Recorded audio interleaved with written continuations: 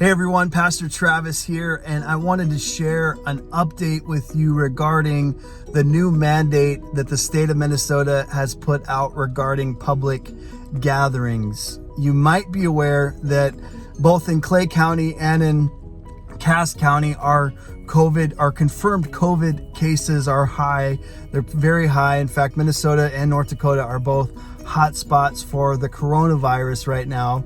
And the governor has put out some new orders it says regarding public gatherings and limiting sizes of public gatherings.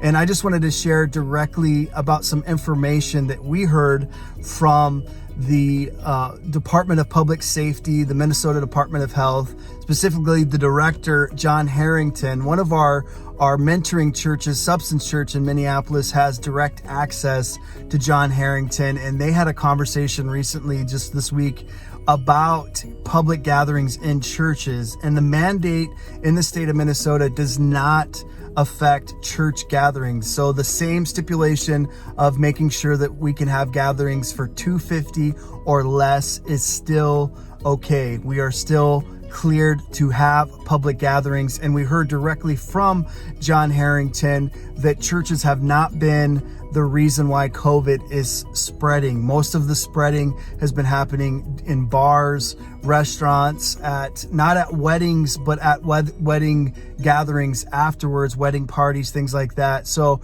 we are going to continue. And I just wanted to share, what are we doing right now to prevent the spread of COVID in our gatherings? Because maybe you haven't been to church for a while, or maybe you're new, you're watching this and you're new to our church. And I just want to say a few things that we've done. We shortened our services. Our experiences are shorter, so we don't sing as much. Our preaching is less. That's harder for me, guys, I'm going to be honest. But our services are shorter. We are distancing people out in our auditorium. Our volunteers are wearing masks. Everyone is wearing masks unless you're on the stage performing. And even if you're on the stage performing, that is for a limited time, and it's also spread out.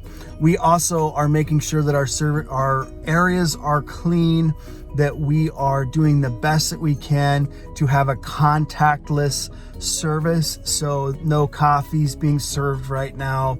We're wiping down surfaces. We're making sure the environment is absolutely clean. And so we just want to encourage you, every time you go out and do something in life, there's a risk. In fact, when you get in your vehicle, there's a risk to driving, but the benefit of driving outweighs maybe the risk of getting into an accident. And so we understand that even when you go anywhere, there's a risk involved, and we want to do everything that we can when we gather on a Sunday to minimize risk, and we care tremendously about your safety. In fact, since we've been meeting in person in June 12th, we've had dozens of services since then, and are so fortunate to say, even recently, where there was a staff member who had a confirmed case of the COVID virus, that no outbreak has been reported, that if with the dozens of services that we've had,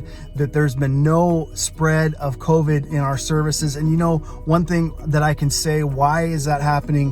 Why can we rejoice in that? Because I think that we're doing some things right.